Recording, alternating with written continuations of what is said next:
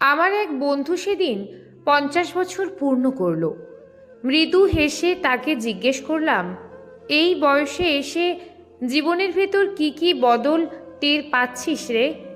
বন্ধু চুপচাপ আমার দিকে তাকিয়ে থাকলো কিছুক্ষণ, তারপর ধীরে ধীরে বলল, এতদিন সবাইকে ভালোবেসেছি, বাবা মা, ভাই বোন, স্বামী, সন্তান, বন্ধু। এখন নিজেকে ভালোবাসতে শিখেছি। হ্যাঁ, আমি বদলে যাচ্ছি। এক সময় ভাবতাম আমার কাঁধেই বুঝি পুরো সংসারের ভার। এখন বুঝি আমি কোনো পৃথিবীর ধ্রুবতারা না, আমি মানুষ। আমিও ক্লান্ত হই, আমিও ভালোবাসা চাই।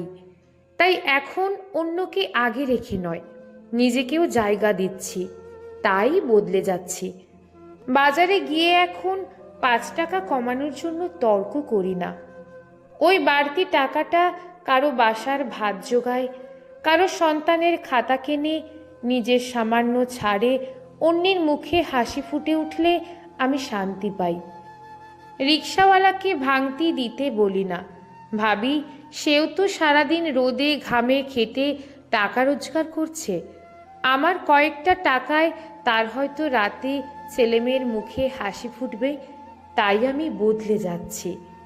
বয়স্ক মানুষদের একই গল্প বারবার শুনেও বিরক্ত হই না এখন। আমি বুঝে গেছি এই গল্পে তাদের সুখ লুকিয়ে থাকে। আমরা যদি না শুনি ওদেরকে কে শুনবে? তাই ধৈর্য ধরে শুনি। আমি বদলে যাচ্ছি। এখন আর কারো ভুলে ছুটে যাই না শুধরে দিতে, কারণ বুঝেছি পুরো পৃথিবীকে ঠিক করার দায়িত্ব আমার নয়। আমার মনের শান্তি আমার কাছে বেশি গুরুত্বপূর্ণ। তাই ঝগড়া করি না, ছেড়ে দিই। আমি বদলে যাচ্ছি। কাউকে বিনা কারণে শুভেচ্ছা জানাই, প্রশংসা করি। তাদের হাসি মুখ আমাকে ভেতর থেকে ভরে দেয়। তাই আমি বদলে যাচ্ছি। যদি কেউ অবজ্ঞা করে আর আমার মনের মধ্যে আগুন জ্বলে না, বরং চুপচাপ সরে আসি, জানি তাদের চোখে আমার মূল্য কম, কিন্তু আমার চোখে আমি অমূল্য। তাই আমি বদলে যাচ্ছি। আগে আবেগ দেখলে লজ্জা পেতাম, এখন জানি এই অনুভবগুলোর মাঝেই আমি মানুষ। আর মানুষ হওয়াটাই তো সবচেয়ে বড় গৌরব। তাই নিজেকে লুকাই না। ইগো আগে সব কিছুর উপরে ছিল, এখন জানি ইগোর দেওয়াল মানুষকে আলাদা করে ফেলে। তাই আমি এখন সম্পর্ক বাঁচাতে আত্মসম্মানের সঙ্গে আপোষ করতে শিখেছি।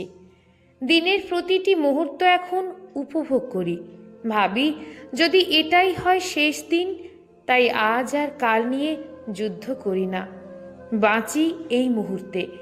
সবশেষে আমি বুঝে গেছি আমার আনন্দের দায় অন্য কারও নয়। আমি নিজেই আমার সুখের চাবিকাঠি, আমি নিজেই আমার আনন্দের উৎস। এই উপলব্ধি থেকে আমার মধ্যে যে পরিবর্তন এসেছে, তাই এখন আমার সত্যিকারের বড় হওয়া।